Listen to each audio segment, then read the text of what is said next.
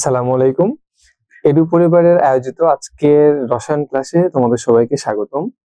আমি অন্তর স্যার আছি তোমাদের সাথে। আজকে রসায়নের রাসায়নিক বিক্রিয়া অধ্যায়ের ক্লাস করব ইনশাআল্লাহ আমরা। দেখো, একটা জিনিস বলছিলাম যে তাপ উৎপাদী, তোমাদের মনে আছে কিনা যে তাপ উৎপাদী বিক্রিয়ার ক্ষেত্রে কি হয়? তাপ উৎপাদী বিক্রিয়ার ক্ষেত্রে ধরো যদি বাম পাশে বিক্রিয়ক থাকে এবং ডান পাশে উৎপাদ থাকে, একটু চিন্তা করে দেখো তো, আমরা তারপরে করছিলাম না যে কতটুকু তাপ উৎপন্ন হয়েছে এই বিক্রিয়াটাতে। আমরা সেই উৎপন্ন তাপটাকে কই লিখছিলাম? উৎপাদে লিখছিলাম। কারণ কি? তাপটা উৎপন্ন হয়েছে।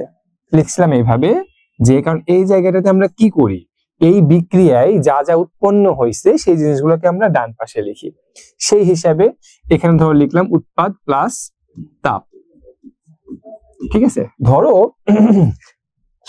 একটা বিক্রিয়াতে এই পাশে 90 কিলোজুল তাপ উৎপন্ন হয়েছে। কত কিলোজুল তাপ উৎপন্ন হয়েছে? 90 কিলোজুল। ওকে, ঠিক আছে। এখন এইখানে একটা বিষয় আছে, সেটা হচ্ছে যে del H. What is del H? Actually এই এইচ মানে হচ্ছে হিট। হিট মানে কি? তাপ। আর এই যে ডেল, ডেল মানে হচ্ছে পরিবর্তন। ডেল মানে কি? ডেল মানে হচ্ছে পরিবর্তন। তাহলে আমি যদি বলি ডেল এইচ মানে কি, ডেল এইচ মানে হচ্ছে তাপের পরিবর্তন। সবচাইতে মানে এভাবে কোশ্চেন আসে যে তাপ উৎপাদী বিক্রিয়ার ডেল এইচ এর মান কেমন, ধনাত্মক নাকি ঋণাত্মক?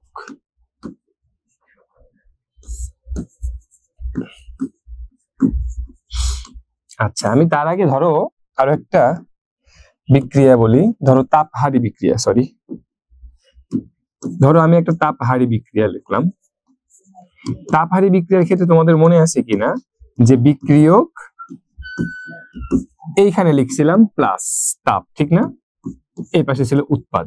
খুব ইজিলি তুমি যদি চিন্তা করে দেখো যে তাপ উৎপাদী বিক্রিয়ার ক্ষেত্রে ডান পাশে তাপ থাকবে এবং তাপহারী বিক্রিয়ার ক্ষেত্রে বাম পাশে তাপ থাকবে। এখন আমি যদি তোমাকে কোশ্চেন করি যে তাপ উৎপাদী বিক্রিয়ার ডেল এইচ এর মান ধনাত্মক নাকি ঋণাত্মক, একটু বলো আমাকে। তাপ উৎপাদী বিক্রিয়ার ডেল এইচ এর মান ধনাত্মক নাকি ঋণাত্মক? আয়েশা আক্তার, ওয়ালাইকুম আসসালাম। ওয়াসিয়া সেতু, ওয়ালাইকুম আসসালাম। আচ্ছা বলো, তাপ উৎপাদী বিক্রিয়ার ডেল এইচ এর মান কেমন, ধনাত্মক নাকি ঋণাত্মক? সিদরাতুল মুনতাহা বলছে ধনাত্মক। ওয়াসিয়া সেতু বলছে ধনাত্মক। আফরিন জাহান বলছে ঋণাত্মক। আচ্ছা, সঠিক অ্যান্সার হইতেছে যে তাপ উৎপাদী বিক্রিয়ার ডেল এইচ ঋণাত্মক। কি করতে হবে? ডেল এইচ ঋণাত্মক। তার মানে হচ্ছে এইখানে লিখতে হবে ডেল এইচ সমান -90 কিলোজুল। কি লিখতে হবে? ডেল এইচ সমান -90 কিলোজুল। ধরো তাপহারী বিক্রিয়ার এখানে 180 কিলোজুল আছে। তাপহারী বিক্রিয়ার ক্ষেত্রে জেনারেলি এখানে মাইনাস দেওয়া হয়। কি দেওয়া হয়? এখানে মাইনাস দেওয়া হয়। তাহলে তাপহারী বিক্রিয়ার ক্ষেত্রে ডেল এইচ হবে প্লাস 180 কিলোজুল। মোট কথা হইতেছে ব্যাপারটা অনেকটাই এইরকম যে, আচ্ছা আমরা একটু তোমাকে ডিটেলস আর একটু ভালো করে বুঝাই। একটু চিন্তা করো, জাস্ট তুমি একটু সিম্পলি চিন্তা করো। সেটা হচ্ছে তাপ উৎপাদী বিক্রিয়ার ক্ষেত্রে তাপ উৎপন্ন হয়েছিল, সেটা ছিল ডান পাশে, তখন আমরা প্লাস চিহ্ন দিছিলাম। ঠিক আছে, আমাকে ডেল এইচ এর মান ধনাত্মক নাকি ঋণাত্মক এটা বুঝতে হলে ডেল এইচটাকে, অর্থাৎ তাপের পরিবর্তনটাকে অথবা তাপটাকে আমাকে অবশ্যই কোথায় নিয়ে যাইতে হবে? ডান পাশে বা উৎপাদে নিয়ে যাইতে হবে। তাপ উৎপাদী বিক্রিয়ার ক্ষেত্রে যেহেতু উৎপন্ন হয়েছে তাপ, সেহেতু সেটা ডান পাশেই লেখা হয়, তাই আমি +90 কিলোজুল লিখছি।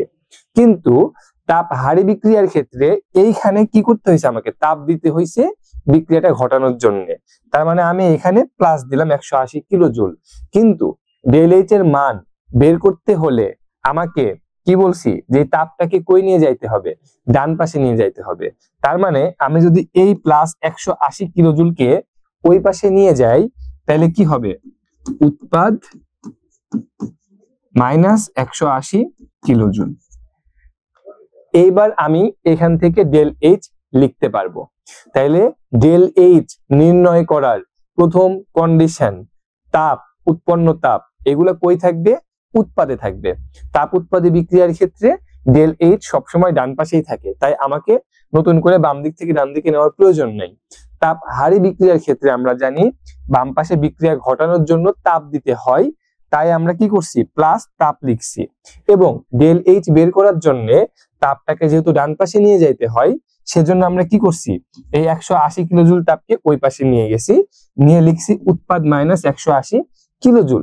এটা হচ্ছে প্রথম শর্ত, আমরা ফিল আপ করলাম। এরপরে ডেল এইচ ধনাত্মক না ঋণাত্মক এইটা বের করব।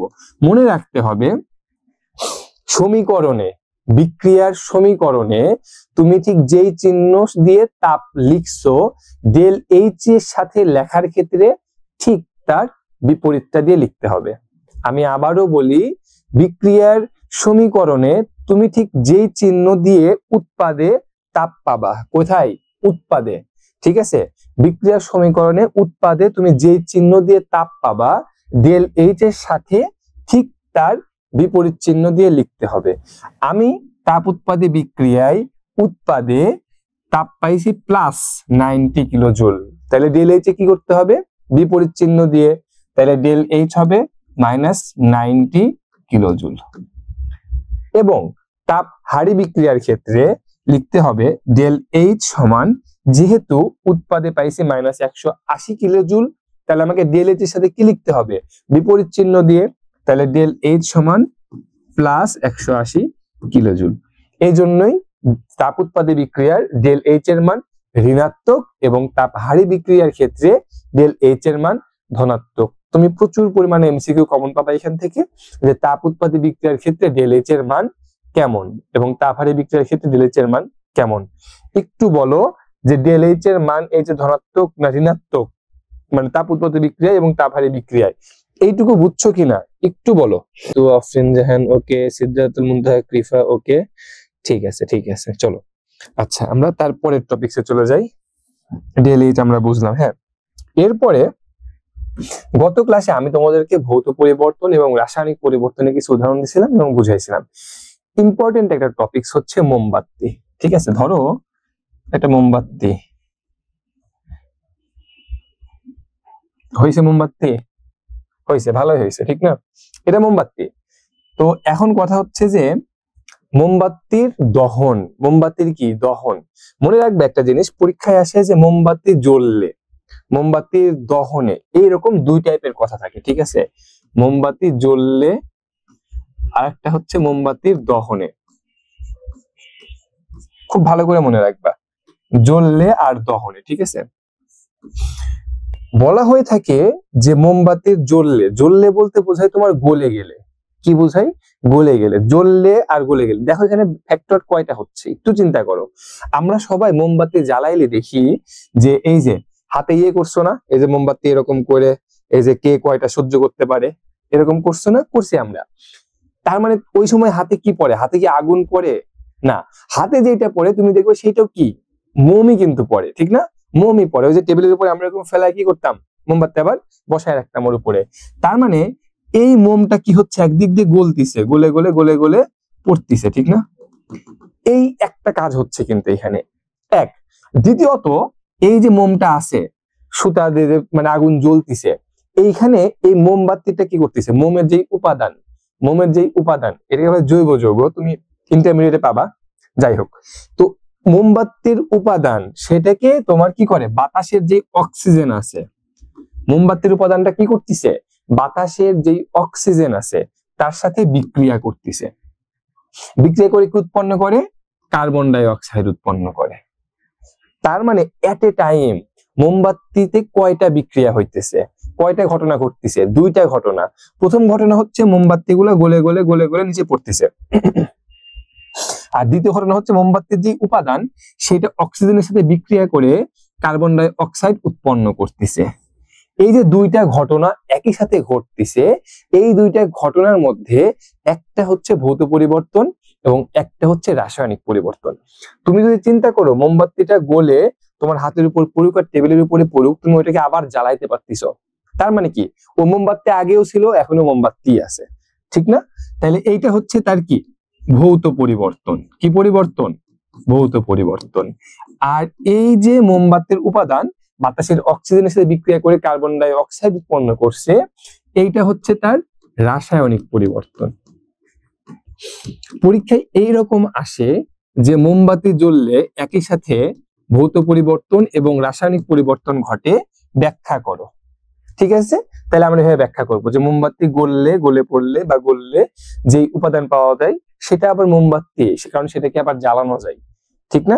তার মানে কি, তার আগের ধর্মের সাথে পরের ধর্মের কোনো পার্থক্য নাই, এটা হচ্ছে ভৌত পরিবর্তন।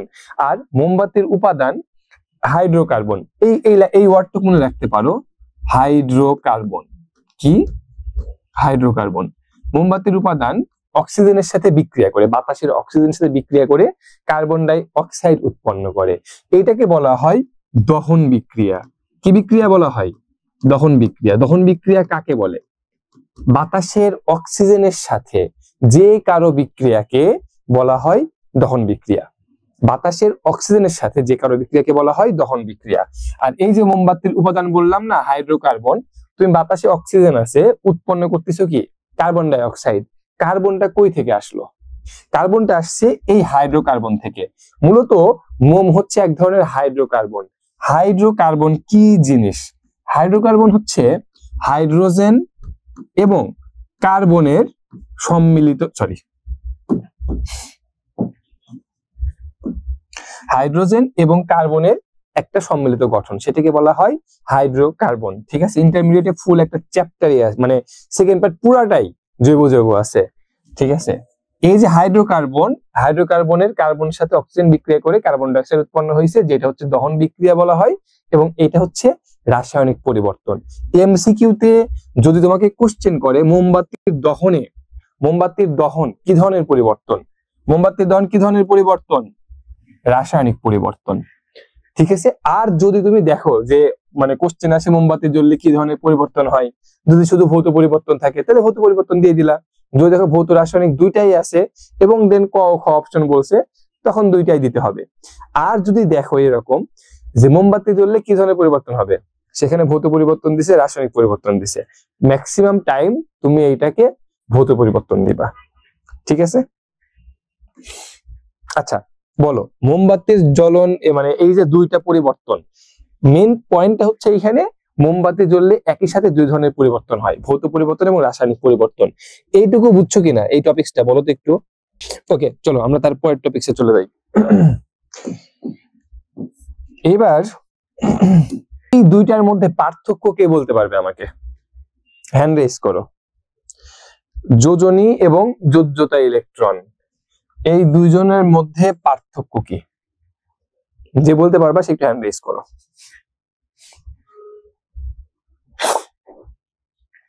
ওকে, সিদরাতুল মুনতাহা কৃফা,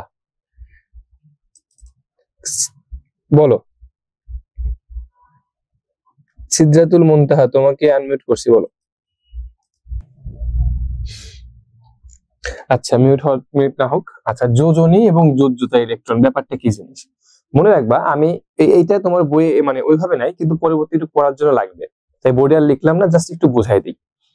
যোজনী এবং যোজ্যতা ইলেকট্রন, ঠিক আছে? তুমি চিন্তা করো যে আমরা যখন বিক্রিয়া করি তখন আমরা কি জানি, যে ধরো আমি যদি বলি যে সোডিয়ামের যোজনী কত, সোডিয়ামের যোজনী আমরা সবাই জানি 1, ক্লোরিনের যোজনী কত 1, তারপর যদি বলি সালফারের যোজনী কত, সালফারের যোজনী 2, 4, 6, তিনটাই হইতে পারে। আচ্ছা, এরপরে ফসফরাসের যোজনী কত, 3, 5 হইতে পারে। যোজ্যতা ইলেকট্রনটা কি জিনিস? প্রথম কথা হচ্ছে মনে রাখবা, যোজ্যতা ইলেকট্রন, ধরো আমি যদি ক্লোরিনের কথা তোমাকে বলি, ক্লোরিন ইলেকট্রন আছে হচ্ছে 17টা, তার মানে 1s2, 2s2, 2p6, 3s2, 3p5। যদি সোজা বাংলায় লিখি তাহলে 2, 8 আর 7। এই যে ক্লোরিনের শেষ কক্ষপথের ইলেকট্রন সংখ্যা কয়টা? 7টা। দ্যাট মিনস শেষ কক্ষপথের যে ইলেকট্রন সংখ্যা, শেষ কক্ষপথের ইলেকট্রন সংখ্যা, এইটাকেই বলা হবে যোজ্যতা ইলেকট্রন। তাহলে কি বললাম, শেষ কক্ষপথের ইলেকট্রন সংখ্যাকে বলা হবে যোজ্যতা ইলেকট্রন। তুমি একটু দেখো এবার যে ক্লোরিনের যোজ্যতা ইলেকট্রন হচ্ছে 7, কিন্তু যোজনী কত, 1। বুঝছো কাহিনী? অর্থাৎ যে কোনো মৌলের সর্বশেষ শক্তি স্তরে যে কয়টা ইলেকট্রন থাকবে সেই কয়টা ইলেকট্রনকে বলা হয় যোজ্যতা ইলেকট্রন। আবার বলি, কোন একটা মৌলের সর্বশেষ শক্তি স্তরে যে কয়টা ইলেকট্রন থাকবে তাকে বলা হয় যোজ্যতা ইলেকট্রন। আর যোজনী কাকে বলে? ওই মৌলটা রাসায়নিক বিক্রিয়ায় অংশগ্রহণ করলে বা অংশগ্রহণ করার সময় যে কয়টা ইলেকট্রন গ্রহণ, বর্জন বা শেয়ার করে রাসায়নিক বিক্রিয়ায় অংশগ্রহণ করে বন্ধন গঠন করার সময়, সেইটাকে বলা হয় তার যোজনী। যদি তুমি সোডিয়ামের ক্ষেত্রে আসো, দেখো সোডিয়ামের 2, 8, 1। সোডিয়ামের শেষ কক্ষপথে ইলেকট্রন সংখ্যা 1, তার মানে সোডিয়ামের যোজ্যতা ইলেকট্রনও 1 এবং সোডিয়ামের যোজনীয় 1। আমাকে বুঝতে পারছো তোমরা সবাই যে যোজনী এবং যোজ্যতা ইলেকট্রন এই দুইটা জিনিস এক কিনা? বলো। ঠিক আছে, আচ্ছা যোজনীটা আর একবার বলেন। আচ্ছা, যোজনী হচ্ছে কোন একটা মৌল তুমি কি করো, রাসায়নিক বিক্রিয়ায় অংশগ্রহণ করাবা, ঠিক আছে, সেই রাসায়নিক বিক্রিয়ায় অংশগ্রহণ করে সে যখন আরেকজনের সাথে যুক্ত হয় না, যেমন ধরো সোডিয়াম কি করবে, ক্লোরিনের সাথে যুক্ত হবে। এই যুক্ত হওয়ার সময় সে যে কয়টা ইলেকট্রন ক্লোরিনের সাথে কি করবে, শেয়ার করবে বা মনে করো দান করবে বা গ্রহণ করবে। আয়নিক বন্ধনের সময় কি করে, দান করে বা গ্রহণ করে, আর সমযোজী বন্ধনের সময় কি করে, শেয়ার করে। অর্থাৎ মেইন কথা, সেই মৌলটা আর একজনের সাথে যুক্ত হওয়ার সময় যে কয়টা ইলেকট্রন গ্রহণ, বর্জন বা শেয়ার করে সেই কয়টা ইলেকট্রন সংখ্যাকে বলা হয় যোজনী।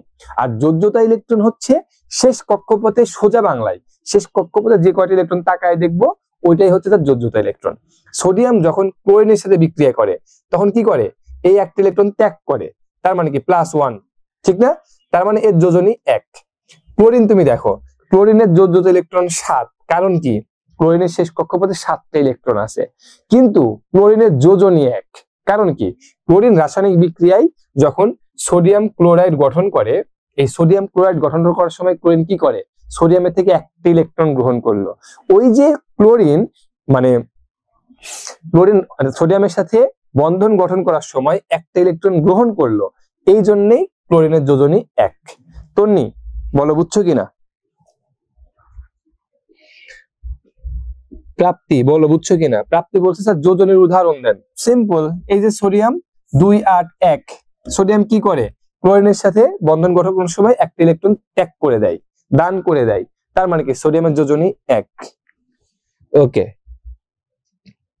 ঠিক আছে, চলো। আচ্ছা, তারপরে আমরা পড়বো হচ্ছে, ওকে, এবার একটা ইম্পর্টেন্ট জিনিস এই চ্যাপ্টারে, সবচাইতে ইম্পর্টেন্ট জিনিস, 100% গ্যারান্টি যে তুমি কমন পাবাই, জারণ সংখ্যা। ঠিক আছে, খুব মনোযোগ দিয়ে শুনবে একটা জিনিস, আমি বলতে পারি এরপরে তোমাদের কোনো কনফিউশন থাকবে না। তোমরা যে কয়জন আসো এখানে, কতজন আসো, 25 জন, ইনশাআল্লাহ প্রত্যেকের কনফিউশন ক্লিয়ার করে দিব, যেন তার কখনো জারণ সংখ্যা নিয়ে সমস্যা না হয়। বিসমিল্লাহ। জারণ সংখ্যাটা কি জিনিস? ওকে,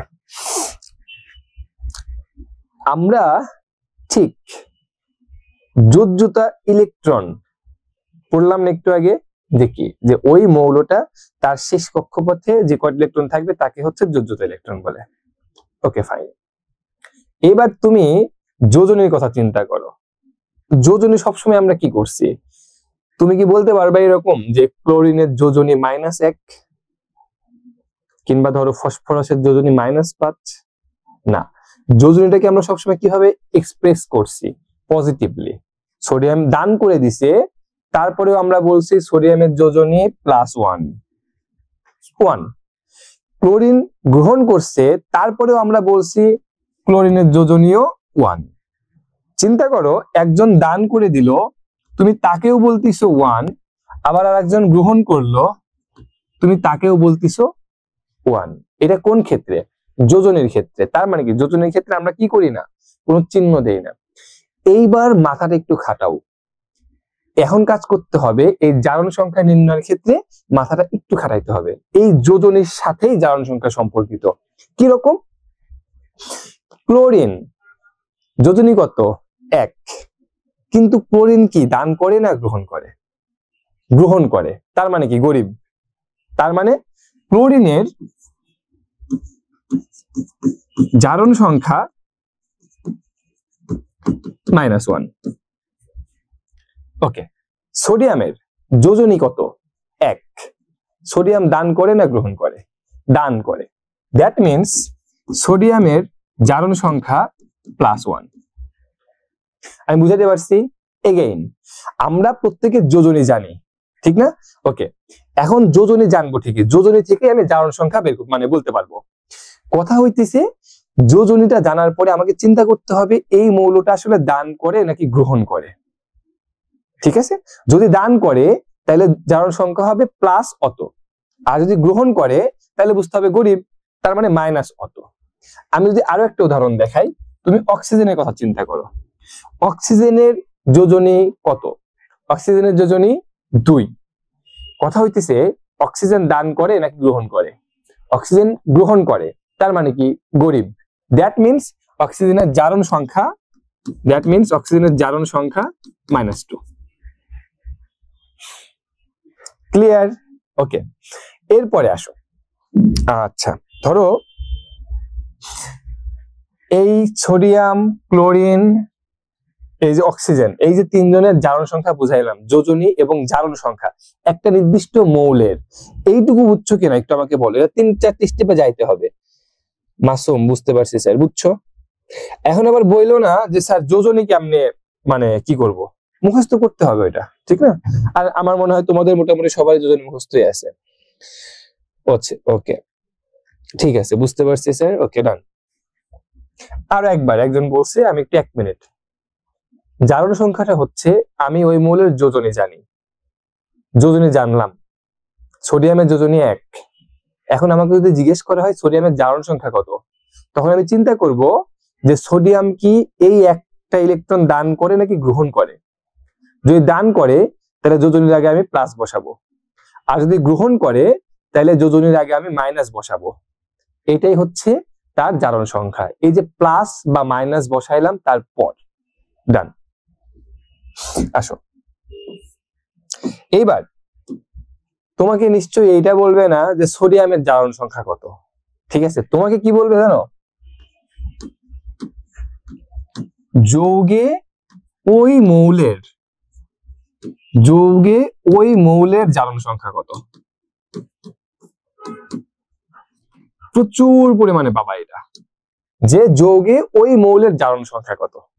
ওকে, একদম সহজ করে আমি বের করবো। ধরো তোমাকে জিজ্ঞেস করলো যে সোডিয়াম ক্লোরাইড যৌগে সোডিয়াম এর জারণ মান কত। বুঝবা ভালো করে, হ্যাঁ? ওকে, কোশ্চেন এভাবেই দিবে, তোমাকে একটা যৌগ দিবে, দিয়ে বলবে এই যৌগে একটা নির্দিষ্ট মৌল দিবে, যে এই যৌগে এই মৌলের জারণ মান কত।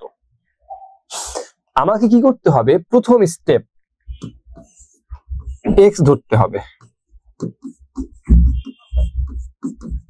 আচ্ছা, কোনটাকে এক্স ধরতে হবে? এক্স ধরতে হবে যার জারণ মান আমাকে বের করতে বলছে, আমি তাকে কি ধরবো?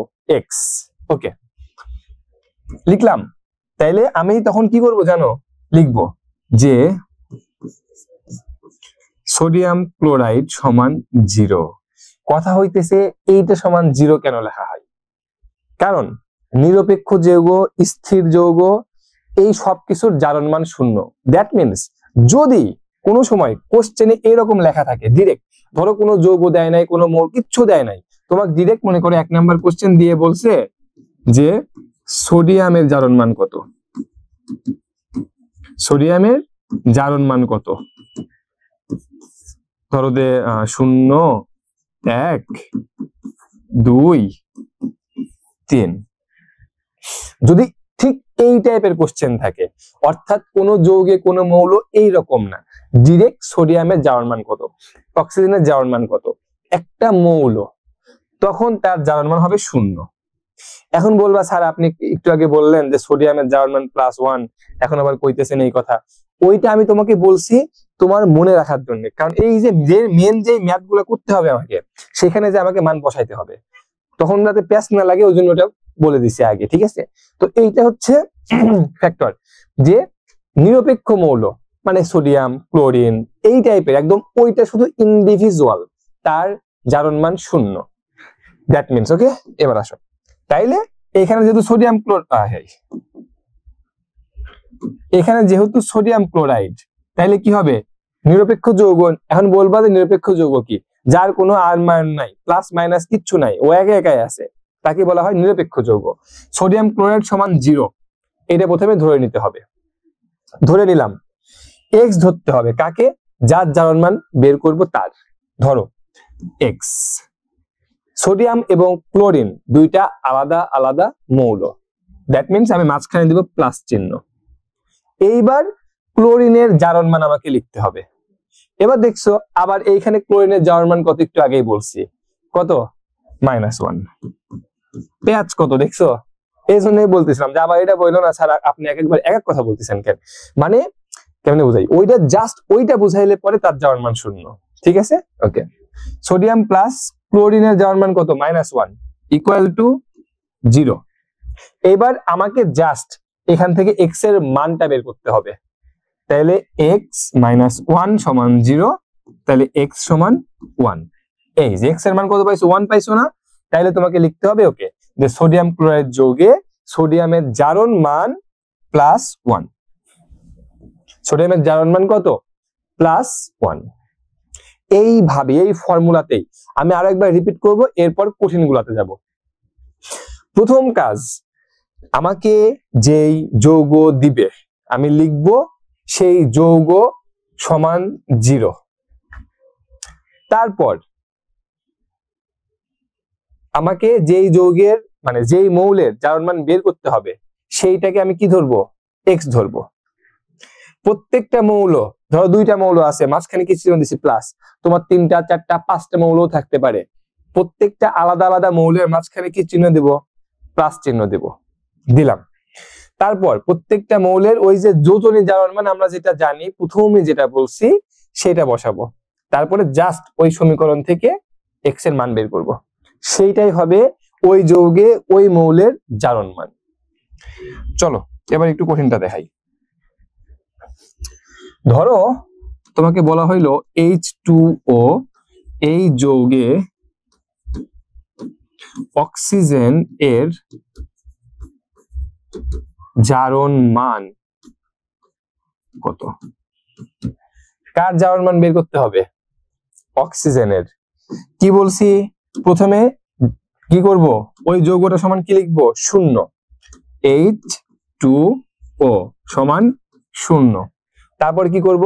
সমীকরণ লিখবো, ঠিক না? এখন দেখো আগের বার জানি সোডিয়াম ক্লোরাইড ছিল +-1 লিখছিলাম, এইবার যাবার এই যে H2 আছে, তুমি যদি যাও O4 পাইতে পারো, সালফেটের ক্ষেত্রে O4 পাবা না, তারপরে SO3 পাইতে পারো, NO3 পাইতে পারো, অ্যামোনিয়ার ক্ষেত্রে NH3 পাইতে পারো। তখন কি করবে? 2-3 থাকলে, 2-3 থাকলে মনে রাখতে হবে এই যে H2 আছে, তার মানে H এর জারণ মানের সাথে এই 2টা গুণন হবে, H এর জারণ মানের সাথে কি হবে? 2 গুণ হবে। যদি এই NO3 হিসাব করতে তুমি, তাহলে ধরো আমি O3 যদি হিসাব করতাম, তাহলে অক্সিজেন এর জারণ মানের সাথে এই 3 কি হইতো? গুণন হইতো। তার মানে আমি H2O বলি, SO4 বলি, NO3 বলি, যাই বলি না কেন, এই সমস্ত যৌগে ওই সময় যাওয়ার পর ধরো O3 আছে, তাহলে O3 তে যাওয়ার পরে অক্সিজেনের জারণ মানের সাথে 3 গুণন হবে। ওকে, ডান। এবার আসো অক্সিজেনের জারণ মান বের করবো, তাহলে অক্সিজেনের কি হবে? এক্স। আমি এদিক থেকে যাই, হাইড্রোজেনের জারণ মান কত? +1।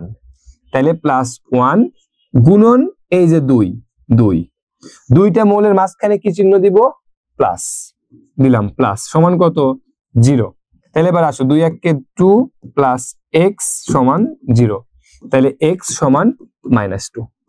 এই যে, তাহলে H2O যৌগে অক্সিজেনের জারণ মান -2, পানি যৌগে অক্সিজেনের জারণ মান কত? -2। বুঝা গেল? একটু চিন্তা করো, প্রথম টাইপে আমি যখন সোডিয়াম ক্লোরাইড লিখছিলাম তখন কারোর গায়ের সাথে কিছু ছিল না, সোডিয়ামও সিঙ্গেল ক্লোরিনও সিঙ্গেল। আমি যখন পানি লিখছি তখন H2, ঠিক আছে, তার মানে হাইড্রোজেন কয়টা আছে? দুইটা, আমি 1 × 2 দিছি। কিন্তু যার জারণ মান বের করতেছি, ধরো অক্সিজেনের জারণ মান বের করতেছি, তাহলে কি করছি, এখানে কিন্তু কি লেখা হয়নি, শুধু এক্স লেখা হয়েছে। যদি যার জারণ মান বের করব তার গায়ের সাথে যদি 2 3 থাকে তখন কি করব? এই যে অক্সিজেনের গ্যাসের সাথে যদি এখন 2 3 থাকতো তাহলে কি করতাম? এইটার একটা জিনিস দেখবা, হাইড্রোজেন পারঅক্সাইড H2O2। এখন যদি বলা হয় এই যৌগে অক্সিজেন এর জারণ মান কত? ওকে, তাহলে আমি কি করব, H2O2 সমান 0 লিখছি। এবার এই যে H মানে কত, +1, 2 × 2, দুইটা আলাদা আলাদা মৌল, মাঝখানে প্লাস। এইবার এতক্ষণ আমরা সিঙ্গেল সিঙ্গেল ছিল তখন শুধু এক্স লিখছি, যখন ডাবল থাকবে কোনো সমস্যা নাই। দেখো এখানে H2 ছিল, 2 দিয়ে গুণ করছি, ও মানে কি এক্স, নিচে কি আছে 2, 2 থাকলে আমরা কি করছি, নিচের সংখ্যাগুলোকে কি করছি, গুণন করছি, তার মানে এক্স এর সাথেও 2 গুণন হবে, সমান সমান 0। খুবই ইজি। তাইলে 2 + 2x সমান 0, তাইলে 2x সমান -2, তাহলে x সমান -2/2 কাটা, তাহলে x সমান -1। এই যে তাহলে H2O2 যৌগে অক্সিজেনের জারণ মান -1। একটু এবার ফলো করো যে এই যে H2O2, বা ধরো আমি তোমাকে র্যান্ডম বলতাম যে অক্সিজেনের জারণ মান কত, তুমি কি বলতা? -2। কিন্তু এইখানে অক্সিজেনের জারণ মান কত বের হয়েছে? -1। দ্যাট মিনস এক একটা মৌলের এক এক যৌগের জারণ মান এক এক রকম হবে। 3টা জিনিস শিখাইলাম এই জারণ মান বের করতে। প্রথম স্টেপ হইতেছে যে শুধুমাত্র আমি কি করব, যে এক্স ধরে নিব, তারপর দুইটা মৌলের মাঝখানে কি বসাইতে হবে, প্লাস চিহ্ন বসাইতে হবে। যদি H2O2 ওই পাওয়ার বলার সংকেত প্রতীকের যেটাই বলো ওইগুলা থাকে, তাহলে ওই সংখ্যাগুলোকে আমি কি করব, জাস্ট 2 দ্বারা গুণন করব, শেষমেশ এক্স এর মান বের করব। ওকে, চলো আর একটু কঠিনটা দেখি। সবচাইতে বেশি আসে হচ্ছে এইটা, H2SO4 যৌগে সালফার এর জারণ মান কত? যারা বুঝছো তারা তো বুঝছোই, আর যারা 60% 70% বুঝে আটকায় আসো তারা এটা একটু চিন্তা করবা। সালফিউরিক অ্যাসিড এই যৌগে সালফারের জারণ মান কত? কি বলছি, এইটা সমান কি লিখবো আমি, 0, H2SO4 = 0 লিখলাম। কার জারণ মান বের করতে হবে আমার? সালফারের, তাহলে সালফার কি হবে, এক্স। হাইড্রোজেনের জারণ মান কত, +1। মনে রাখবা অবশ্যই জারণ সংখ্যা বের করার ক্ষেত্রে এইখানে তোমাকে প্লাস মাইনাস এগুলো উল্লেখ করে দিতেই হবে, 1 হইলেও প্লাস দিয়ে দিবা আগে, ঠিক আছে। তাহলে +1 × 2, হাইড্রোজেনের কাজ শেষ। এরপরে সালফারের কাজ করব, আলাদা আলাদা মৌল, মাঝখানে কি চিহ্ন দিব, প্লাস। সালফারের জন্য কি লিখবো, এক্স, কারণ সালফারের জারণ মানে আমাকে বের করতে হবে, এক্স। আবার সালফারের কাজ শেষ, আমি ওর অক্সিজেনের কাছে যাব, দিলাম +O4, তার মানে কি, লেখো অক্সিজেনের জারণ মান কত, -2, লিখলাম -2, গুণন কত, 4, 4 আছে তাই না, 4টা, তাহলে 4, 0। এবার এই সমীকরণ থেকে বের করো, 2 + x + -8 সমান 0, তাহলে 2 + x - 8 সমান 0, তাহলে x - 6 সমান 0, তাহলে x সমান 6। সালফিউরিক অ্যাসিড যৌগে সালফারের জারণ মান +6। You cannot imagine how much you will get common in your examination on this topic. School বলো, বোর্ড বলো, সব জায়গাতে মাস্ট, ঠিক আছে। তোমাকে জাস্ট চিন্তা করতে হবে, এইগুলার জারণ মানগুলা মাথায় রাখতে হবে, ঠিক আছে। Hydrogen, oxygen, chlorine, sodium, sulphur, বাস এই 5-7টা, খুব বেশি না, তাইলে দেখবা কমন পাইছো। এবার আমাকে বলো জারণ মান বের করা এই বিষয়টা কি। এখন আমার যারা স্টুডেন্ট আছো তারা পারবা, বলো, যারা যারা আছো বলো। আবির হোসেন, জি স্যার। তারপরে আচ্ছা, শ্রাবন্তী, ওকে, আফরিন জাহান, কাজী মিম, কৃফা, good, okay, thank you so much. আমি আশা করি তোমরা পারবা। পারবা কি না পারবা, এদের কয়দিন পরীক্ষা আছে, ঠিক আছে, কবে জানি শনিবারে পরীক্ষা আছে, শনিবারে পরীক্ষায় দেখা যাবে কত পারো। সবাই পারবা ইনশাল্লাহ। ওকে, ওয়ান্স মোর, একজন বলছে সালফিউরিক অ্যাসিড যোগে সালফারের জারণ মান, ঠিক আছে, H2SO4। আচ্ছা ঠিক আছে, দেখি সবাই জারণ মান কি এক এক যৌগে এক এক রকম হবে? এক্স্যাক্টলি সুমাইয়া নূর, এই জন্যই তো বের করতে বলে। এখন যদি এরকম হইতো, তুমি একটু আগেই তো দেখলা যে অক্সিজেনের জারণ মান H2O তে -2 আসছে আর H2O2 তে -1 আসছে। যদি এক এক যৌগে একই রকম না হইতো, মুখস্থ মানে ফিক্সড হইতো, তাহলে বলতাম ভাই সরাসরি মুখস্থ করো, প্যারা কিসের এত। কিন্তু না, এক এক যৌগে এক এক মৌলের জারণ মান এক এক রকম হবে, এই জন্য এটা বের করতে বলে। ক্লিয়ার? ওকে, আচ্ছা, যোজনী কিভাবে এতগুলা মনে রাখবো? আফরিন আক্তার তুন্নি। আচ্ছা, যোজনী কিভাবে মনে রাখবা? প্র্যাকটিস করতে করতে হয়ে যাবে, তবে এটা আরো আগে প্র্যাকটিস করা উচিত ছিল। যেমন আমি যদি বলি তাহলে এইভাবে পড়া উচিত, এখনো সময় আছে, চেষ্টা করলে মনে রাখতে পারবা। কি রকম? তুমি ইলেকট্রন বিন্যাস শিখবা, 1 থেকে 30 পারমাণবিক সংখ্যা, 1 থেকে 30 পারমাণবিক সংখ্যা বিশিষ্ট মৌলের ইলেকট্রন বিন্যাস তুমি শিখবা, একদম ইন্ডিভিজুয়াল একটা একটা করে ধরে। আমি মানে তুমি যদি মনে করো যে তুমি কেমিস্ট্রিতে ভালো করতে চাও, ঠিক আছে, 100% তোমাকে এই 1 থেকে 30টা মৌলের ফুল ডিটেলস জানতে হবে, পারমাণবিক সংখ্যা এবং ইলেকট্রন বিন্যাস। এই দুইটা জিনিস তুমি যখন জানবা, বাস কোনো মানে কেমিস্ট্রির কোনো জায়গায় তুমি আটকাবা না। আর এগুলো না পারলে তুমি না পরমাণুর গঠন বুঝবা, না রাসায়নিক বিক্রিয়া বুঝবা, না পর্যায়বৃত্ত ধর্ম বুঝবা, না পর্যায় সারণী বুঝবা, কিচ্ছু বুঝবা না। আর যে এইটা ভালো বুঝবে সে সব বুঝবে। মানে এই 1 থেকে 30টা মৌলের, মানে আমি বলবো যে আচ্ছা বলো তো যে ক্লোরিনের পারমাণবিক সংখ্যা কত, তুমি এক চান্সে বলে দিবা। যেদিন বলতে পারবা এবং ইলেকট্রন বিন্যাস করতে পারবা, সেদিন কাজ হবে। আচ্ছা দেখো কিরকম ভাবে মনে রাখবা। আমি যদি বলি, সাপোজ আমি যদি চিন্তা করি যে ফসফরাসের কত 15, তার মানে কি 2, 8, 5। চিন্তা করো যোজনী কেমনে মনে রাখবা, 2, 8, 5। এবার তুমি চিন্তা করো তো যোজনী কাকে বলে। মানে বিক্রিয়া করার সময় ওই মৌলটা আরেকজনের সাথে যুক্ত হওয়ার জন্য যে কয়টা ইলেকট্রন গ্রহণ, বর্জন বা শেয়ার করে তাকে সেই মৌলের যোজনী বলে, ঠিক? আচ্ছা, বিক্রিয়া করে কি হয়? বিক্রিয়া করে তারা কি করে? অষ্টক পূর্ণ করে। শেষ কক্ষপথে কয়টা ইলেকট্রন নিয়ে আসে? 8টা। কয়টা নিয়ে আসে? 8টা। এবার দেখো তো ফসফরাসের শেষ কক্ষপথে কয়টা ইলেকট্রন আছে? 5টা। তাইলে কি করবে? 5টা ত্যাগ করবে নাকি অষ্টক পূরণ করার জন্য 3টা গ্রহণ করবে? 3টা গ্রহণ করবে। তাইলে এই যে 3টাও গ্রহণ করা লাগতেছে, দ্যাট মিনস এই ফসফরাসের যোজনী হচ্ছে 3।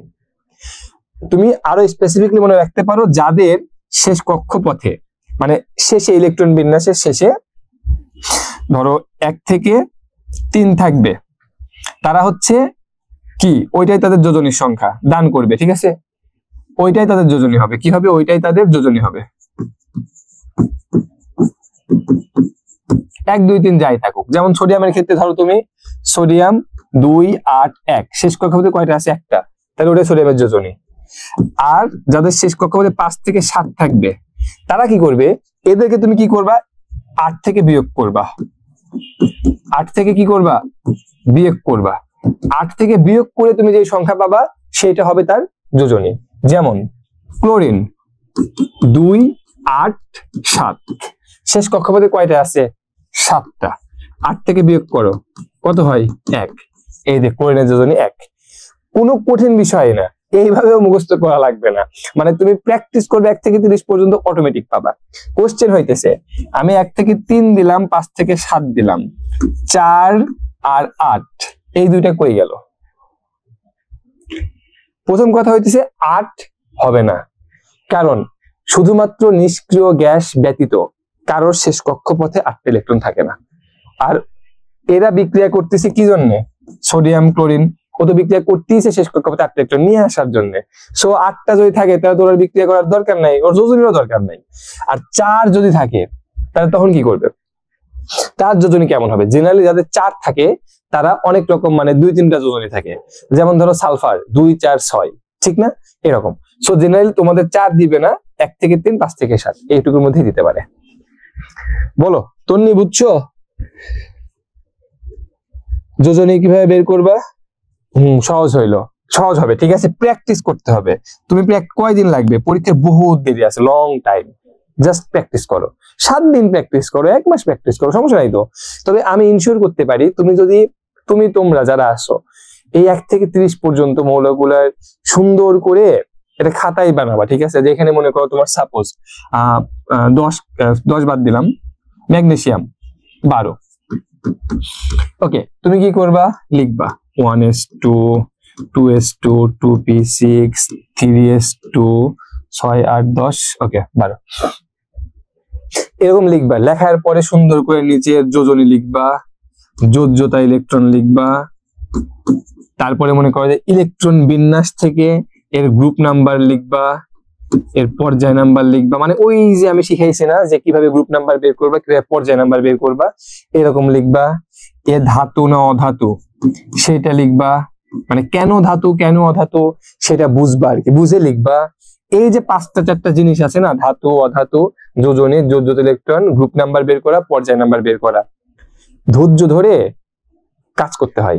1 থেকে 30 পর্যন্ত প্রত্যেকটা মৌলের এগুলা করবা, বাসায় বসে বসে বসে বসে দেখবা কয়দিন লাগবে। তুমি 30 দিনে 30টা মৌলের করো, একটা খাতা বানাও যে আজকে একটা মৌলের করব, ওই মৌলের সব বের করবো আজকে, যোজনী, যোজ্যতা ইলেকট্রন, গ্রুপ নাম্বার, পর্যায় নাম্বার কেমনে বের করতে হয়, ধাতু না অধাতু, কি জন্য ধাতু কি জন্য অধাতু, সবকিছু বের করবা। 30 দিনে তুমি 30টা করো, ঈদের 1 মাস আছে, 30 দিনে তুমি 30টা করো, দেখবা পরে তোমার এইগুলা নিয়ে কোনো টেনশন হইতেছে না, এবং তুমি যখন এইগুলা ভালো বুঝবা সব ভালো বুঝবা।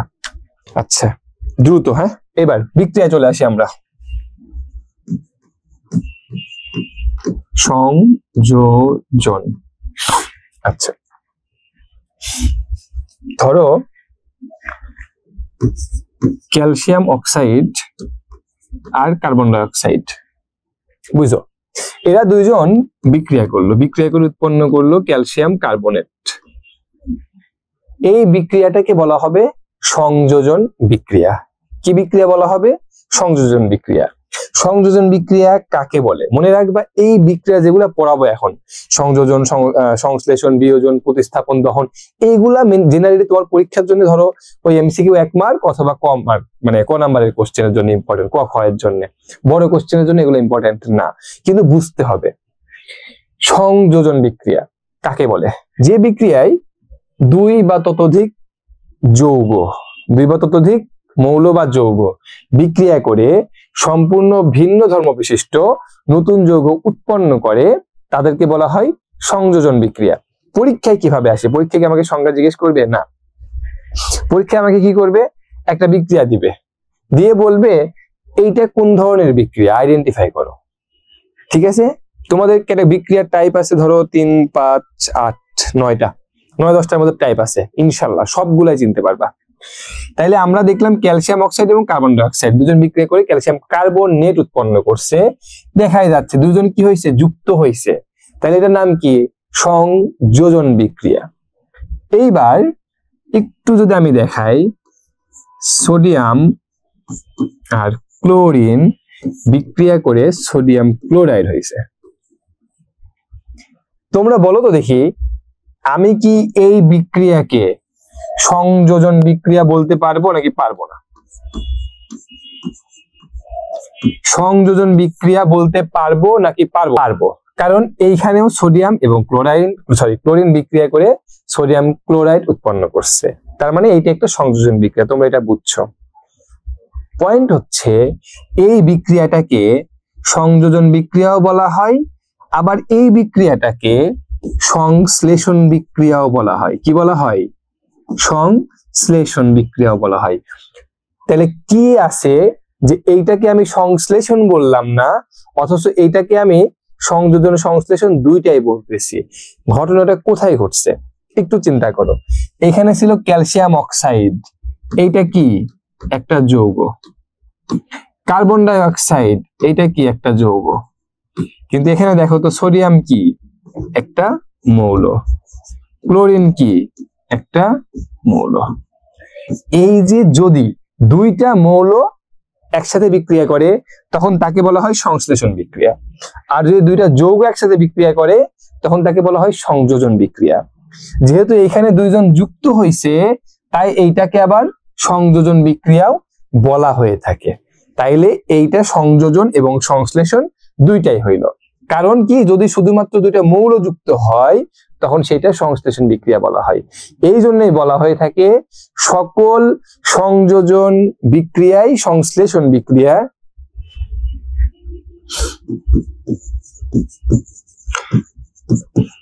সকল সংযোজন বিক্রিয়াই সংশ্লেষণ বিক্রিয়া,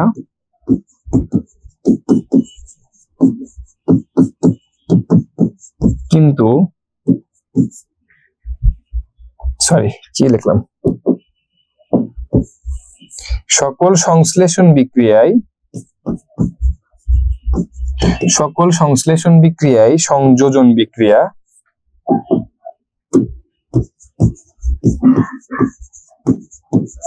কিন্তু সকল সংযোজন বিক্রিয়া সংশ্লেষণ নয়। এটা আসে। পয়েন্টটা কি, সকল সংশ্লেষণ বিক্রিয়াই সংযোজন বিক্রিয়া। আমরা বলবো এইভাবে যে সোডিয়াম এবং ক্লোরিন উৎপন্ন করছে সোডিয়াম ক্লোরাইড, এটি একটি সংশ্লেষণ বিক্রিয়া, কারণ এইখানে দুইটা মৌল পরস্পর যুক্ত হয়ে একটা যৌগ গঠন করছে, তাই এটি একটি সংশ্লেষণ বিক্রিয়া। আবার সংযোজন বিক্রিয়ার সংজ্ঞা হতে আমরা জানি যদি দুই বা ততোধিক মৌল বা যৌগ যুক্ত হয়ে একটি ভিন্ন ধর্ম বিশিষ্ট যৌগ গঠন করে তাকে সংযোজন বিক্রিয়া বলে। তাহলে এই বিক্রিয়াতে সংশ্লেষণ বিক্রিয়া এবং সংযোজন বিক্রিয়া উভয়ের বৈশিষ্ট্যই আছে, তাই এইটি সংযোজন এবং সংশ্লেষণ উভয়ই হতে পারে। কিন্তু ক্যালসিয়াম অক্সাইড এবং কার্বন ডাই অক্সাইডের ক্ষেত্রে আমরা দেখতে পাচ্ছি বিক্রিয়কে দুইটাই যৌগ। তার মানে কি, এটা সংশ্লেষণ বিক্রিয়া হইতে পারে না, কারণ সংশ্লেষণ বিক্রিয়া হইতে গেলে বিক্রিয়কে দুইটাই মৌল হতে হবে। এই জন্যই বলা হয়ে থাকে সকল সংশ্লেষণ বিক্রিয়ায় সংযোজন বিক্রিয়া, কিন্তু সকল সংযোজন বিক্রিয়া সংশ্লেষণ বিক্রিয়া নয়। বিক্রিয়ায় সংযোজন বিক্রিয়া, কিন্তু সকল সংযোজন বিক্রিয়া সংশ্লেষণ বিক্রিয়া নয়। Good good good, very good, done. আসো তারপরে দেখো, এই যে এখানে ক্যালসিয়াম অক্সাইড এবং কার্বন ডাই অক্সাইড বিক্রিয়া করে ক্যালসিয়াম কার্বনেট উৎপন্ন করছে, যেটাকে আমি বললাম সংযোজন বিক্রিয়া, যেখানে দুই বা ততোধিক মৌল যুক্ত হয়ে একটা নতুন যৌগ গঠন করছে, যুক্ত হয়েছে। এখন যদি যুক্ত না হয়ে ভেঙে যায় তখন কি বলা হবে? অর্থাৎ এই ঘটনার বিপরীত ঘটনা ঘটতেছে। তাহলে সংযোজনের বিপরীত শব্দ কি? বিয়োজন। সংযোজনের বিপরীত শব্দ কি? বিয়োজন। বিয়োজন অর্থ হচ্ছে ভেঙে যাওয়া। সংযোজনের বিপরীত অর্থ হচ্ছে, বিপরীত শব্দ হচ্ছে বিয়োজন। বিয়োজন অর্থ ভেঙে যাওয়া। অর্থাৎ এখানে যেমন সংযোজনে দুই বা ততোধিক যৌগ যুক্ত হয়ে একটা যৌগ গঠন করছিল, বিয়োজনে ঠিক তার উল্টা ঘটবে। বিয়োজনে কি হবে? একটা যৌগ ভেঙে দুই বা ততোধিক মৌল বা যৌগ উৎপন্ন করবে। তুমি সেম ওইটার উল্টা লিখবা, ক্যালসিয়াম কার্বনেট ভেঙে ক্যালসিয়াম অক্সাইড ও কার্বন ডাই অক্সাইড উৎপন্ন হয়। শেষ। এটা হচ্ছে বিয়োজন বিক্রিয়া। তাইলে আমরা কি কি শিখলাম? সংযোজন, সংশ্লেষণ, বিয়োজন। সংযোজনের বিপরীতটাই হচ্ছে বিয়োজন, যেখানে একটা যৌগ ভেঙে দুই বা ততোধিক মৌল বা যৌগ উৎপন্ন করবে। এবার আসে হচ্ছে দহন। এই জিনিসটা আমি মোমবাতি পড়ানোর সময় পড়াইছিলাম। দহন কাকে বলে? একদম স্ট্রিক্টলি মনে রাখবে এই সংজ্ঞাটা, খুবই খুবই ইম্পর্টেন্ট, যে অক্সিজেনের সাথে কোনো কিছুর বিক্রিয়াকে দহন বিক্রিয়া বলে। অক্সিজেনের সাথে কোনো কিছুর বিক্রিয়াকে, অক্সিজেনের সাথে কোনো কিছুর বিক্রিয়াকে দহন বিক্রিয়া বলে। সহজ এক উদাহরণ দাও একটা। ওকে, ডান। কার্বন আর অক্সিজেন বিক্রিয়া করাই দিলাম, কার্বন ডাই অক্সাইড। শেষ, মামলা ডিসমিস।